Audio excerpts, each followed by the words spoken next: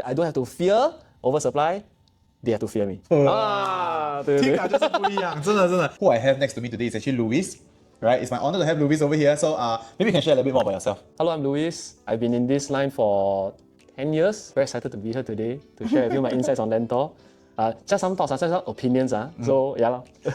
Okay, so I think the very interesting thing is that we have a lot of launches coming up, right? We have Alta, Parktown, which already passed the check cut-off date, right? And then we have the up and coming Lentor Central. Lentor Central. Yeah, and then there's a lot of questions going around like, hey, is there still a chance for Lentor Central, given the fact that there's so many projects before that people always talk about the first mover's advantage. But I mean, to be honest, Lentor Central is no longer the first mover. It's like 第几个了嘛，第四、第五个, right? Quite a lot. Correct. So that's why today we're going to be sharing with all of you, right? If you're looking at Lentor Central or like happens so, you're considering new launches but don't know which one to go, let me tell you guys are in for a treat because Louis is one of the person that I really recognize because he has a very unique way of analyzing projects. We have been to Lentor Central show flat.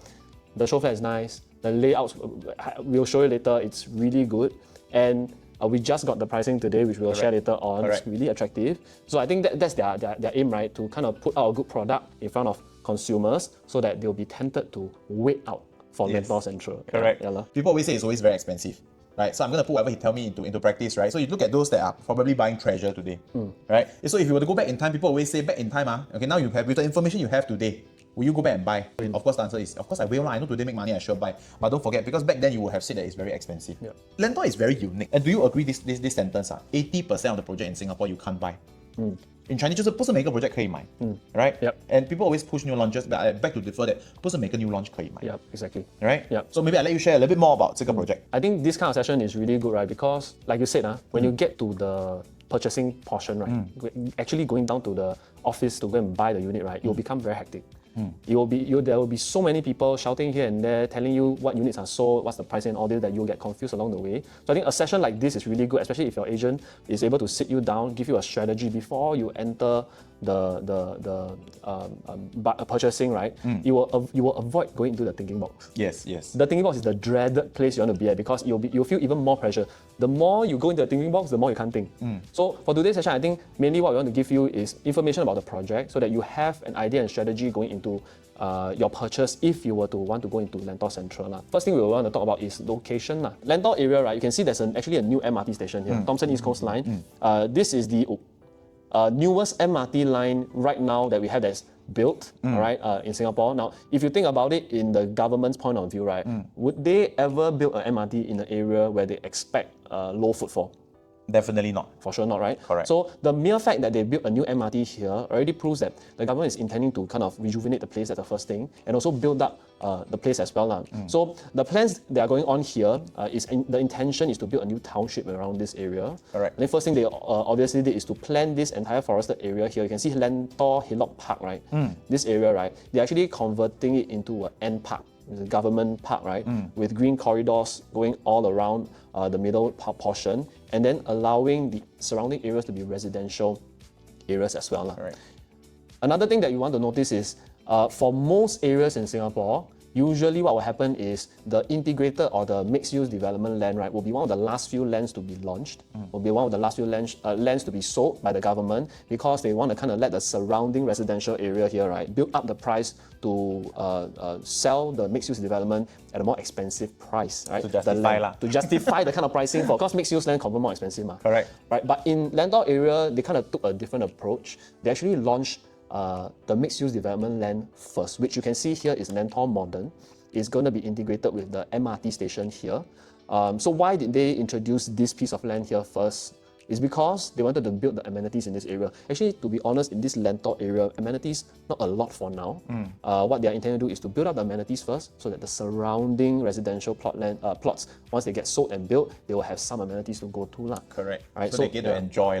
Yeah, exactly. And Lentor Modern is a mixed-use development with a mall at the bottom and residential at the top. So this was the first land to be sold. If we are talking about Lentor Modern, this development is already fully sold. There's 5 projects already launched. Correct. Lentor Modern, Lentor Hills, Hillock Green, Lentor Mansion, and Lentoria.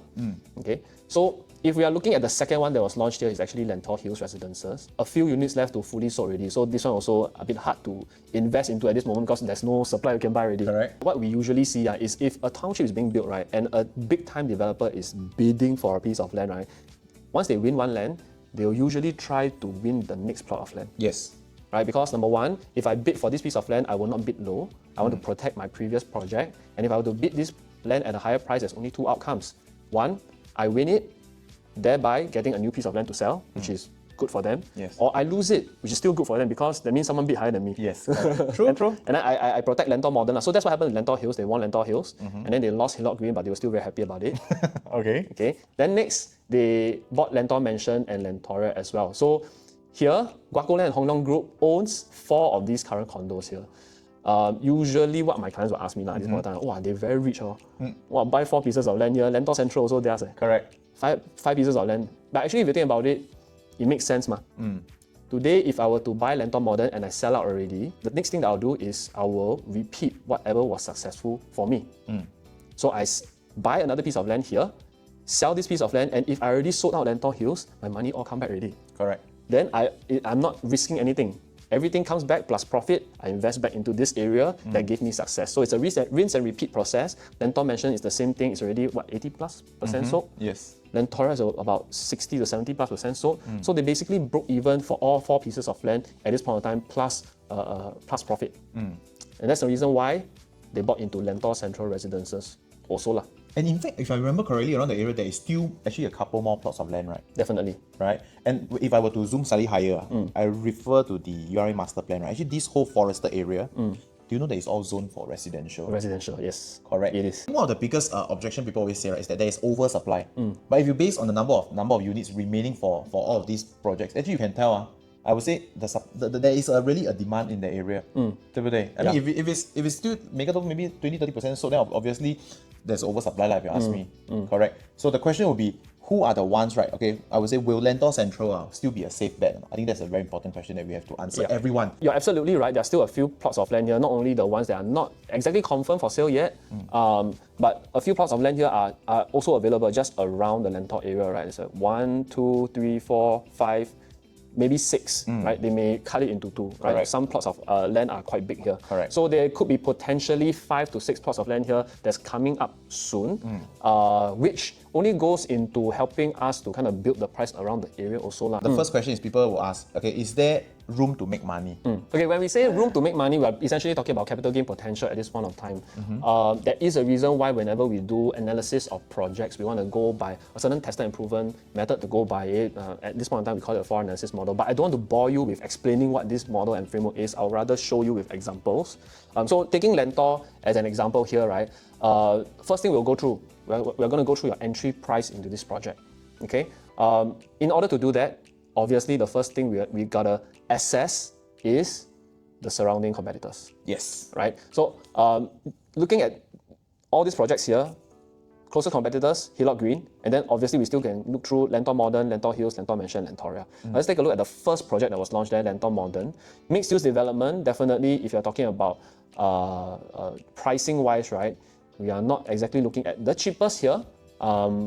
Current transactions, and by the way, I'll be using 2 bidders here because there's a range of prices, right? The most expensive per square foot, usually the smaller sizes. The biggest ones are usually the cheapest per square foot. So right in the middle, we're talking about bigger size 2 bidders. I think it's important to compare apple to apple, orange to orange. So we'll use similar units, which usually 2 bidders is the highest in supply in the area. So let's look at 2 bidders in terms of the pricing. We're looking at Lentor Modern at 2004 to 2005 per square feet.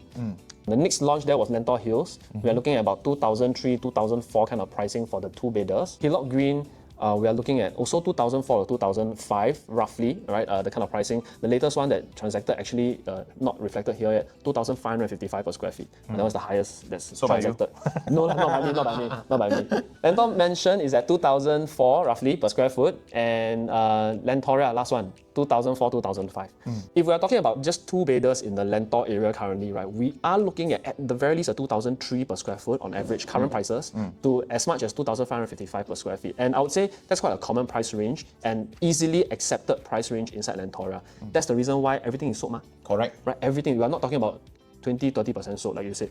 We're talking about at least 70 to 100% sold. Yes. So that's already a readily accepted price inside Lentor area, 2003 to 2005. And take note, we don't talk about Lentor Mansion, we talk about projects like Lentor Modern, Hillock Green, Lentor Hills. These are all projects that are prior to GFA harmonization rules. In this area, what is very interesting is that there are a fair share of project that is pre-harmonized, right? And then there are some of the project that is after harmonized. Yeah. So basically, when you analyze project, people, you have to be very alert that 到底这个 project, especially in the Lentor area, whether is 这个 project is it harmonized or non-harmonized, so that when you run analysis, it's an apple-to-apple comparison. Correct. Because generally, harmonized, right, the difference is about 5 to 7%. Yeah. 5 to 7%. Correct. But ultimately, if you ask me, okay, it's the quantum that matters, right? When you buy something, the total price matters, right. There is a lot of project in this area, to be honest. There's 5 of them, right? So with the total number of supply we have in this area as of now is 2,954. It looks like a lot, correct? So, but how much is actually left? Okay, let me give you a quite updated information. As of 15 February, people, 15, which is 4 days ago, right?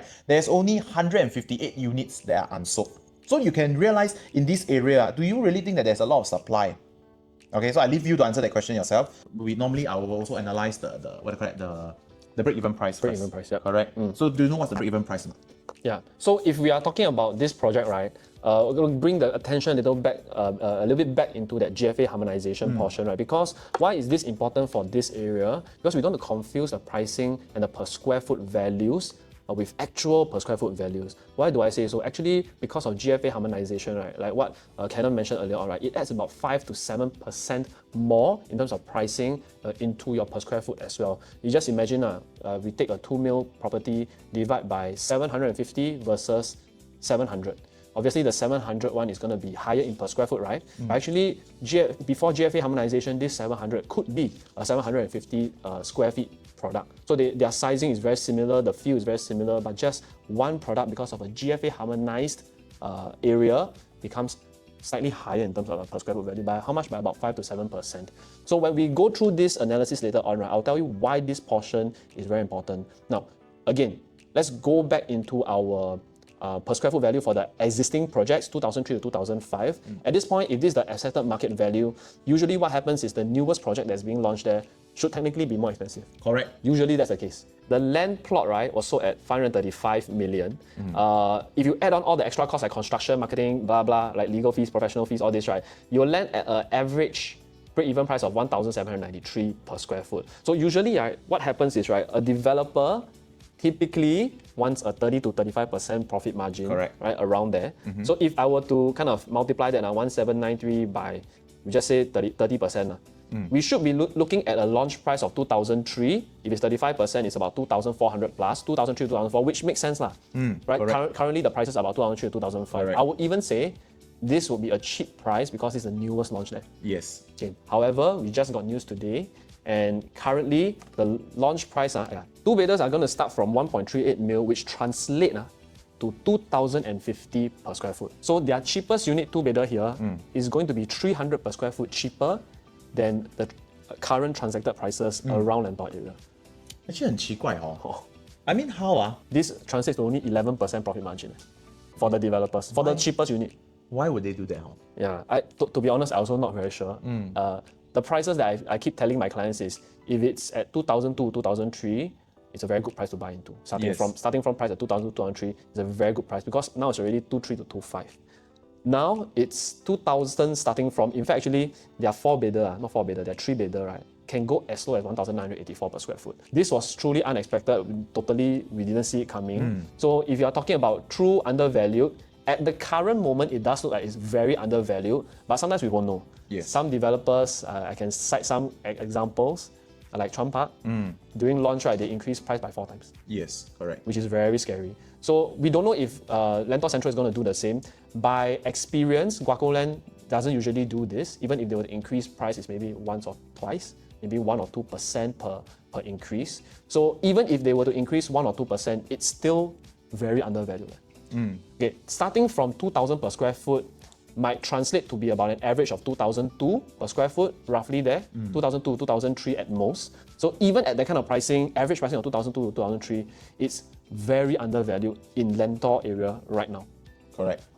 Yeah, and we are just talking about 2 bedder here, 2,000. Okay, the best thing is this, this is after GFA harmonization. Which means your actual usable space, if we were to compare to those that are pre-harmonized, so the PSF could be even lower. Maybe around this. Which is 1,000, like we say, it's 5 to 7% now. So if you use 2,000 PSF, we divide by 1.07, it's about 1,869 per square, starting from.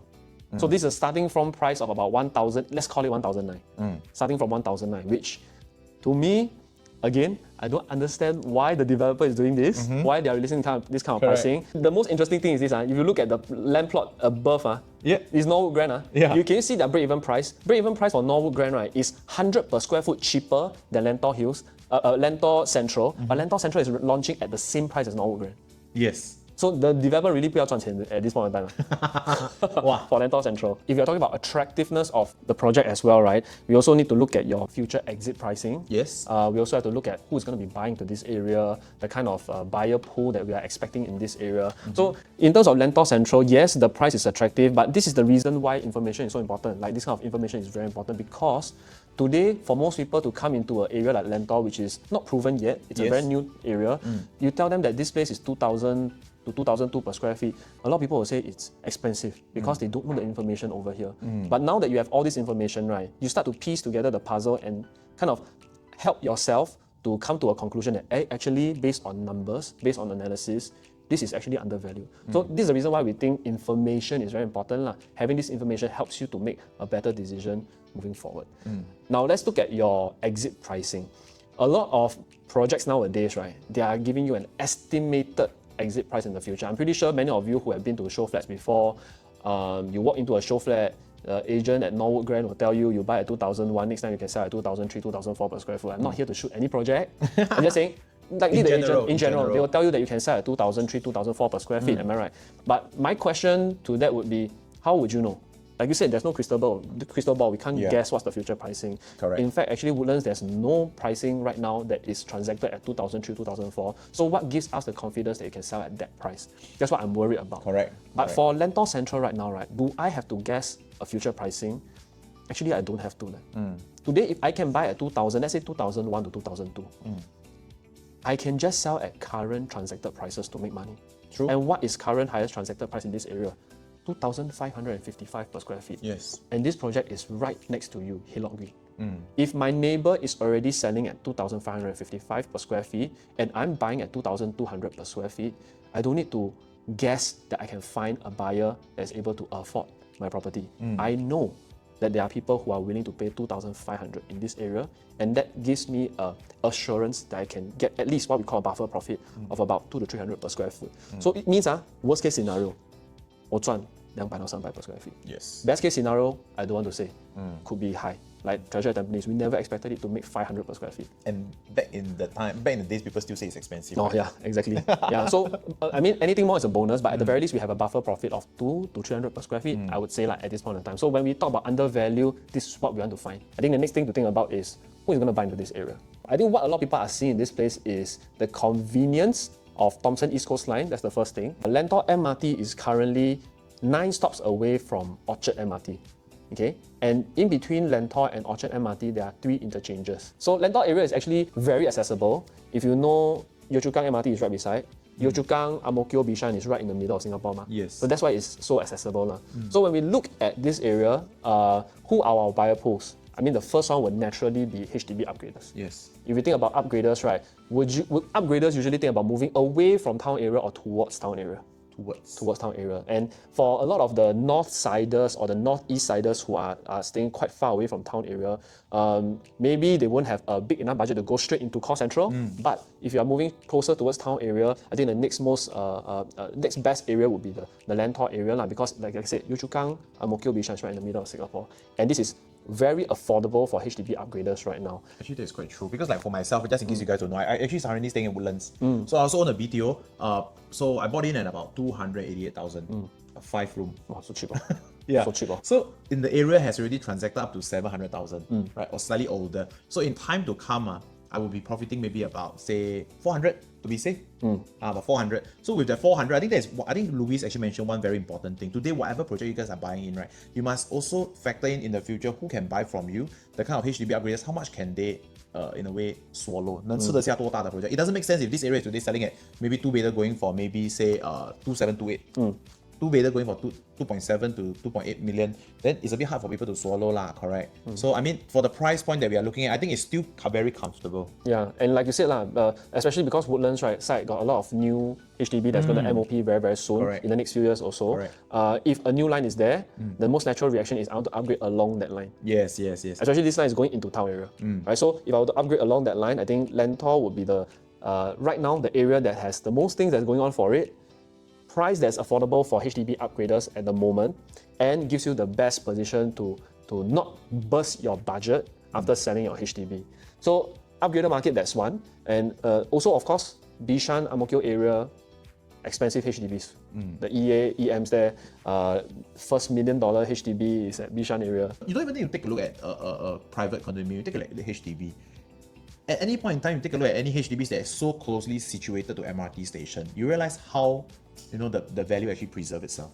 Honestly. And if you take a look at the newer estates, now Tengah is not up yet. What's the latest estate we're talking about? Canberra.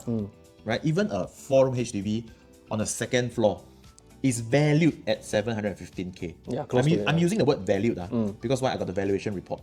Recently? Yes. That means that a second floor, 4-room flat is valued at 715K. So looks like Canberra is the next $1 million estate. It will be. I will make no, okay. Eventually, 不可以. In fact, actually, Thomson East Coast Line is right next to the North-South corridor.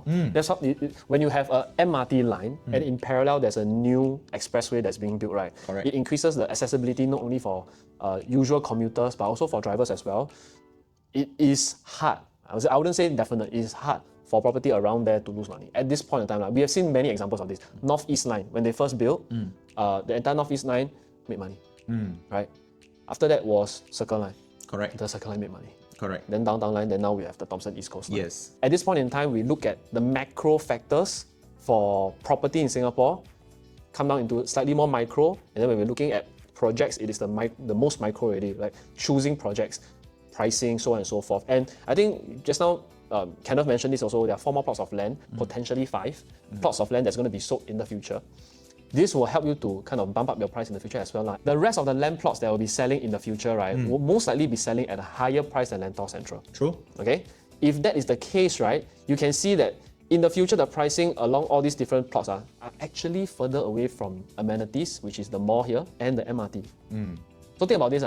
In the future, if the more expensive projects, because their age is very similar, from Lentor Modern all the way to the last piece of land, 最多3年 difference. 3年4年 the difference, right? True. If I give you a choice in the future, because a lot of people ask me this question, so many projects here, next time, how do I make sure that I can sell? Because I will have a lot of competition. Alright. The answer here is this. If you are the most attractive project there, not only in terms of the layouts, which we'll share the layouts later, but also in terms of pricing, do you need to be scared you can't sell? So if I am selling Lentor Residences if I'm buying Lentor Central Residences at the cheapest price right now, and I'm just a minute across the road here, 1 minute away from the mall, and also maybe 2 to 3 minutes away from MRT, I don't need to be afraid of the supply being my competitors because now I'm the top dog in the area. All right, especially in terms of pricing. We now look at the layouts here. Most of the projects here in the layout are pretty commonplace. You have, typically when I do analysis, I don't include layout because nowadays layouts are all 大同小异. It's really the same, yeah. But I think for Lentor Central, it's one of the first times when I analyze a property, right, I look at the layout also because it actually quite impressed me when I first saw it. So this is quite a typical 2-bedroom layout, which you'll see for almost all the projects in Lentor, they will have this layout one. Usually this is a 2-bedroom unit. Usually a 2-bedroom unit, right, you walk in, the kitchen is not like that one. Most of the time, the kitchen, right, maybe it's like around here, a straight line kitchen here. Open concept. But for this layout here, although it's quite typical that you walk in, you turn right and you see 2 bedrooms, which means you have a little bit of a corridor here. It's quite typical, but they already make the typical a little bit better in a sense that here, you can see that the kitchen is sort of enclosable. It's not totally enclosable, but you can enclose it if you were to build like a glass door over here, sliding door over here. But it's more of a kind of a C-shaped kitchen whereby it is tucked away in itself, which makes for a more common type kitchen that people usually prefer.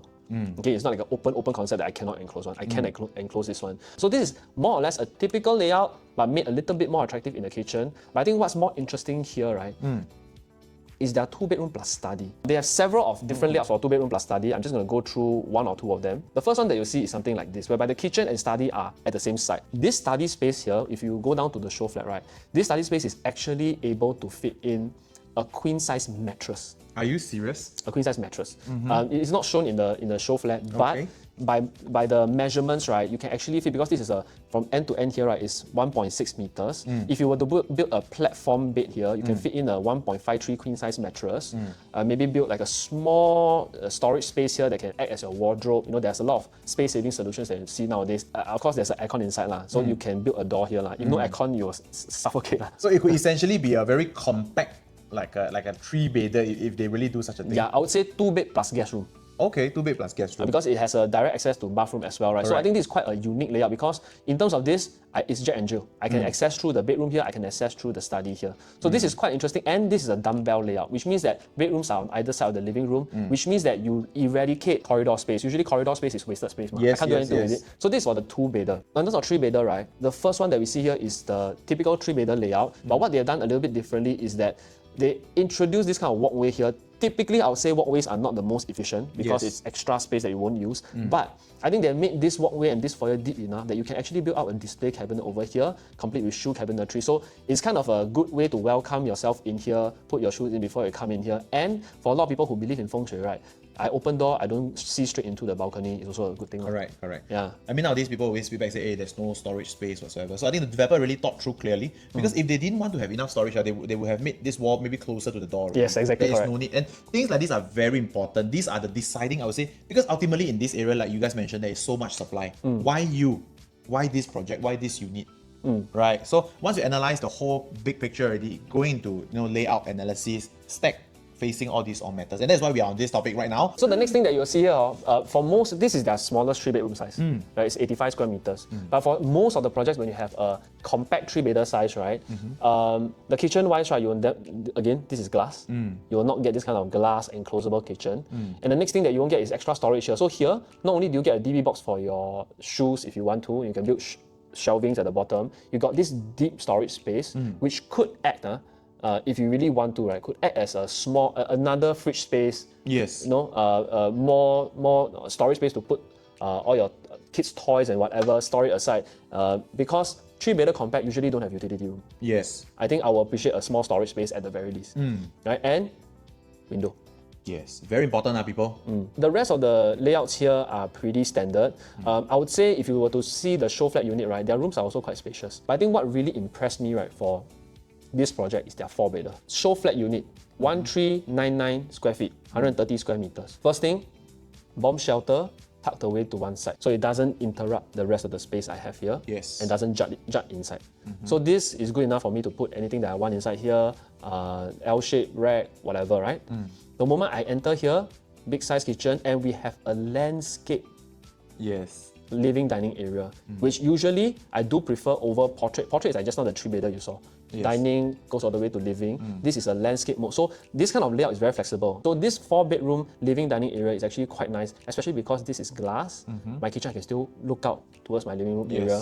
And this kitchen actually has a separate area for it. Usually it's just by the side. Yes. Okay. But this is a separate yard area into another store. So not only do I have a bomb shelter here, I have extra storage here, and I have extra storage here in the kitchen. This could be a helper's area, the yard lead into a WC. It could be more storage area if you really need to. So I think this kitchen area is quite attractive in terms of the layouts now that we see nowadays. Another thing, this 4-bedder, every room got toilet. Rare nowadays to find 4-bedder layouts, right, whereby every room has a bathroom. Very rare. If you were to see the actual show unit, right, you will understand what I mean by this layout is one of the most attractive ones for new launch nowadays. So that's all the layout. Obviously, they have many different layouts. They even have a smaller 4-bedder. They even have a bigger 3-bedder as well. The show units will show you different kinds lah. But I think there's only a 2, 3, and 4-bedder show unit now over there. One of the best kind of layout that you could ask for is really a landscape layout. Yeah. Because the moment you enter, if you guys have seen sufficient show flat, right, or went to view any kind of resort, you 进去的那个感觉, you feel amazed by that view that you have, right? The amount of natural light coming in. I think it just sells by itself. I'm not worried about it. And given the fact that right now the prices are really amazing, there's a lot of things Luis mentioned. So I tend to pay attention to a few key points. So the one that really hit me was that, if today the entry price is attractive and the upcoming land sale is just going to be further and further away from the MRT station, and you have a superb layout, so what is there you should still be afraid about? Let us know. So in terms of facilities-wise, right, I think standard, your 150-meter lap pool is right in the middle here, and tennis court. Condo can only be called full facility condo if you have swimming pool, you have gym, you have tennis court. So this is a full facility condo right over here, okay? And the pool, 50-meter lap pool, okay? Now, if you're wondering about the direction, this direction towards the southern side here is the one that's facing Hillock Park. Facing Hillock Park will confirm have a premium. So I do expect that the southern facing units, right, this is a pure north-south facing, so there's not going to be any major west sun that's coming into a unit because it's direct north-south. So all units can be considered good units. This block here might be facing a little bit of future developments. You can see here, stack 2, 1, 9, and 8, right? It's facing the park, no doubt. But on this portion right here, there may be a future development. But rest assured, I mean, if you are facing direct north-south, you know that you can see directly in front of you, there's a very far block-to-block distance between a stack 8 and a future development over here. So I wouldn't worry about it so much. If you want to ask me what is the highest premium that the developer can load on, it will be block 20, these 4 units. But obviously, this will also be the easiest to sell in the future because you are facing a very nice park view, consider an unblocked view. Whether or not to buy this or to buy inside facing here, right? Because here we'll have another development in the future also, this plot of land. Whether to buy these units, it depends on the price premium that you're going to be paying. We don't want to pay a 300 to 400 per square foot premium for a nice facing unit. If it gets to that point whereby these 4 units are charging 300 to 400 per square feet more than these 5 units here, I'll tell you, just go for these 5 units. When we get to the launch, usually what we'll do with our clients is we'll have a strategy. Going into the launch, what is the walk away pricing? Once it exceeds this price, we just don't see anymore, we just leave. Because you need to have a very sound mind when we are going to a launch like this. You'll be very busy, you'll be very hectic, you'll be pushed to go and buy a unit and you'll feel rushed to buy a unit. The only way you won't make a wrong decision and a rush decision is if you have a strategy going in. Yes, the exit strategy is there, but is there any difference if I were to sell at probably if I would do sub-sale? Or I will really hold how long, It's like it would be something that I would say a lot of buyers would think about. Because yes, you already justified the point that yes, today the price is attractive, okay? But in the future, when should I be exiting? I think, it's always a very common questions people will ask. Yeah, I think the biggest reason why people will have doubts going into buying a property and if I sub-sale, can I really sell now, right? It's because number one, the project is not built yet. So it's as if I'm buying, like at new launch, we are buying based on site plan and brochure. So when I sell in the future, can I really find a buyer that cannot see the actual unit and still be able to buy still have confidence in buying the property without seeing an actual unit? I think to answer this question, right, is also to understand pricing. Right? Today, I'll be a bit more worried if I have to imagine that I have to sell at a future pricing that I haven't seen before. Right? So this is the reason why when we ended the pricing analysis earlier on, right, I said, hey, today if a Norwood Grand were to be asked to sell at 2,400, 2,500, if I can't see the unit, what gives me the justification to buy at 2,005 when the first owners bought at 2001? That would be the fear. Correct. This is the reason why I think Lentor Central is poised to sell at this moment, poised to sell out at launch. Not sell out, sorry. Sell. Hey, I'm not giving a prediction. Whoa. Sell well at launch is because, right, today I don't need to imagine selling a sub-sale at a price that I've never seen before. Like I said, today if I can buy Lentor Central at 2002, I give you up to 2003. There's nothing is 2000 already. I don't think it will go too far from there. But let's say you buy at 2003. I don't need to imagine myself selling at a price that I've never seen before. I just sell at the price that my next door project has already sold, 2,555. If I buy 2003, at sub-sale, I can easily take out the past few transactions and show to my buyer. My next door neighbor already sell 2,555. Where is your risk at buying at exactly the same price as Hillock Green's first new launch pricing? So if I can sell at 2,500, we just say I give you a slight discount from Hillock Green, 2,520. I'll be making 220 per square feet. Is that okay now? Okay. That's 10% on my buying price. Yes. And that's easily more than 10% of my return on investment because I'm only using 20 to 30% of the purchase price as down payment. Right? I'll be making a lot more than just 10% in terms of return on investment. As we mentioned earlier on, 2,003 to 2,500 plus is the already transacted value. originally, without knowing the prices today, I would even say 2004 and below can buy. Confirm can buy. Okay? With the price that I now know, I would think there's quite a high chance you can buy below 2,400. So anything that you can buy below 2,400, I think is a safe bet. If you want to push past 2,400, wouldn't be a wrong decision. Wouldn't be taking too much of a risk. But below 2004, I think is a very safe bet for Lentor Central Residences, especially understanding that this is post GFA harmonization. If you equalize it to pre-GFA times, right, it will easily be a 2,000. Even if I say 2004 now, it will easily be a 2,300 per square foot entry price. So the starting from price is very promising. Do you think Lentor area will be oversupply? A lot of people ask us this question also. Will it be oversupply? I think their main concern is that will I be able to sell my unit in the future due to oversupply? If I'm able to be attractive in terms of layout, like I said, Lentor Central is one of the best layouts inside the Lentor area. Project is near to amenities and MRT, and also selling at the cheapest price in the area. I don't have to fear oversupply. They have to fear me. Say again. I don't have to fear oversupply. They have to fear me. 听了就是不一样，真的。Hey, I mean those are statements. You get what I mean? People always talk about HDB upgraders being our biggest pool of buyers in the future. I realize there's one very interesting attribute about this area. You realize we are among the landed, is it called enclave? Enclave, yes. Enclave, not enclave, enclave. So okay, then you realize there are really people that so used to the Lentor area, right? Can I also say that these landed owners are also your next pool of people? It is not hard to exit, you think about it. Look at how big that plot of land is. So you're not only appealing to the upgraders, like I said earlier on, along Thomson East Coast Line, you talk about Woodlands area, talk about Yishun area. This is not along Thomson East Coast Line, but it's along the red line, which is right next to you, right?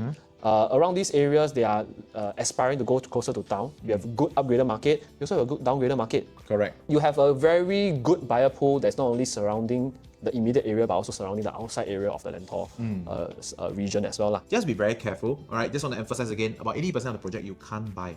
I repeat slowly, 80% of the project you can't buy, right? So don't blindly just follow the crowd, especially when you're there on the booking day itself. It is very normal for you to have cold feet, right? The only reason why you're having cold feet is because you're not well prepared, simple as that. Exactly correct. Your strategy trumps enthusiasm. So you can go in very enthusiastic. Once you see everything getting sold left and right, you start to feel worried. The only way you can combat that is to have a strategy going in. I think that's what we usually do for our clients. Correct. Yeah. Any last comment that you would like to share with the audience today? I think this kind of pricing for this kind of project is really not easy to find. Most of the launches, as most of you know, those who have gone show flat visiting like Ori, all this, right? They are always setting their record pricing in each area. So to be able to see, which is the reason why we were so shocked with the price, to be able to see a new launch project straight out telling people that we are going to be launching at a price lower than surrounding older launch projects is very rare. So if you're looking into buying into a new launch this year, okay, I can safely tell you that second half of the year, we've already seen all the projects that are going to be launching likely by this year already. The second half of the year is going to be even more expensive.